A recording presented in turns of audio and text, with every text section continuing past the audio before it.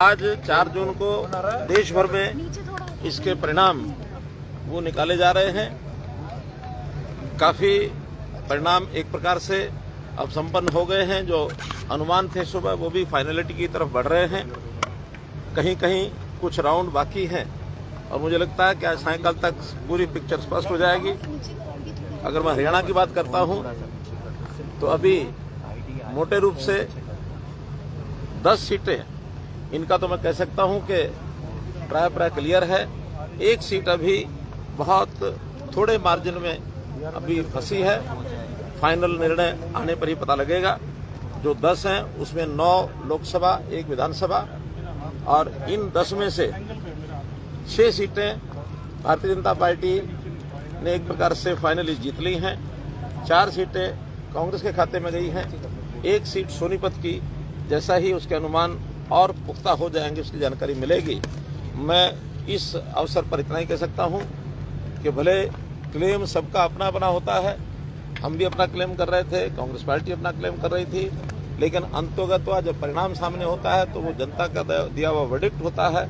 मैं उस जनता के दिए वर्डिक्ट को स्वीकार करता हूं और बहुत बहुत धन्यवाद करता हूं सब लोगों का, नागरिकों का, जिन्होंने इस चुनाव को बहुत ही पीसफुल तरीके से संपन्न कराया।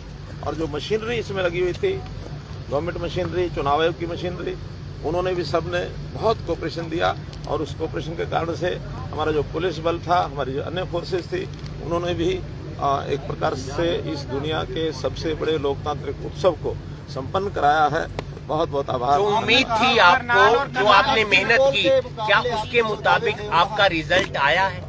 मैंने बताया ना कि विधानसभा हम चुनाव जीते हैं, जो बाई इलेक्शन था, और पूरे हरियाणा में मैंने बताया लोकसभा में अभी उस 10 में से 5 सीटें क्लियर हैं। 1 सीट का और अनुमान पुख्ता होना बाकी है। तो ऐसी सब सीटें आने के बाद अब अनुमान यानी हमारा क्या समझ रहे हैं जी? क्लेम सब अपनी अपनी पार्टी, और उसमें जो सीटें गई भी हैं, 2 सीटें तो बड़े मार्जिन से गई हैं, उसको मैं स्वीकार करता हूँ, वो हार है। बाकी सीटें बहुत थोड़े थोड़े मार्जिन पर गई हैं। तो इन सब का हम एनालिसिस करेंगे, विश्लेषण करेंगे, और संयोग से 4 महीने के बाद या 3.5 महीने के बाद फिर विधानसभा का चुनाव आने वाला है। तो उस विश्लेषण के बाद जहां भी कोई कमी रही होगी उसको हार का कारण क्या समझ रहे हैं? इसका एनालिसिस करेंगे। सर, आपकी जीत पे और सीएम साहब की जीत पर खासतौर से करनाल पर बात करना चाहेंगे। यहाँ मुकाबला उस तरह से देखने को बिल्कुल नहीं मिला।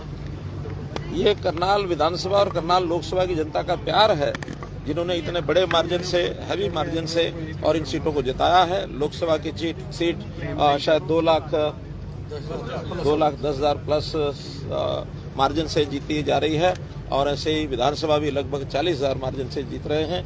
इसलिए इस बड़ी जीत के लिए मैं करनाल विधानसभा और करनाल लोकसभा सभी 9 के 9 विधानसभा के लोगों का बहुत आभारी हूं। कोई घटक दल इंडिया जो अगले चुनाव होने हैं उसकी ओर आगे कैसे पढ़ेंगे? अभी हम सीएम साहब से भी बात कर रहे थे, उन्होंने कहा कि जो भी मैंडेट है उसके हिसाब से हम और भी कार्य करेंगे और आगे लगातार अगले चुनावों की तरफ भी जाएंगे, तमाम कार्य करेंगे।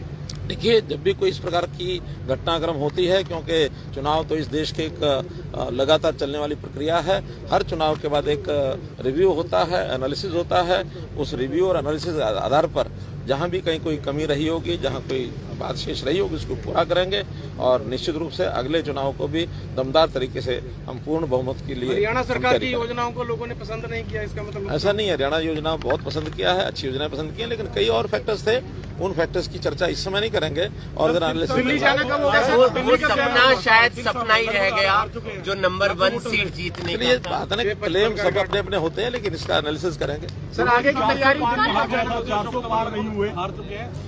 नहीं, लगभग क्या हार ही चुके हैं, हमने मान लिया है।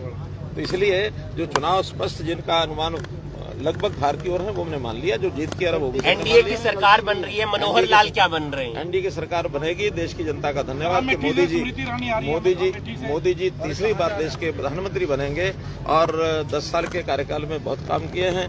आगे आने वाले 5 साल के कार्यकाल में भी जो बचे काम हैं वो केंद्र सरकार, ये जिसकी सांसद बनाकर नहीं बल्कि कुछ और बनाकर भेजा है, वो क्या चीज हो सकती है? ये राजनाथ सिंह जी, नरेंद्र मोदी जी बताएंगे, मैं नहीं बता सकता। और आज 4 जून को देश भर में इसके परिणाम वो निकाले जा रहे हैं।